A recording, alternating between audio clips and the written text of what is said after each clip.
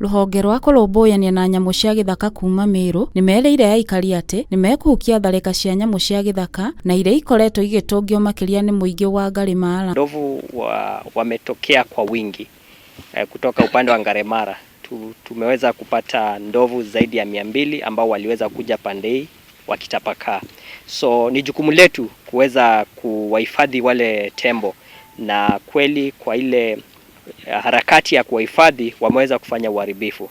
Kuringana na aikari aya maugite ati nyamu ici makiria njogu ikoretwo ikihithukira migunda na guthukangia mahiu na gucungiriria wagi wa irio. Matua maya maikitio thutha ucio ruhonge rwa kuramata nyamu icio gutabania mungururio wa kuhithukia njogu na kuria maugite ati ni manyitite nyamu kaheri. Hakiri uguo aramati aya ni maugite ati njogu icio ni igutwarwo cikaro-ini cia nyamu na uu ni thutha wa muingi kuheana mikana ya gutharikira nyamu ici. Pate kusukuma au ndovu wapelekwe katika hifadhi la wanyamapori la Meru National Park, ama kama wametoka kwingineko wawe relocated to those places.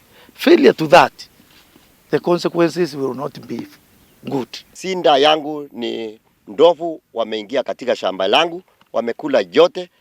Tumetumana kwa hao KWS mara mingi kila wakati, lakini hao ndovu tayari tu wanatusindi, wanaingia katika hiyo mashamba wanakula. Watara mohoro ma Kiheo TV, jitagwo Wangui wa Mukurani.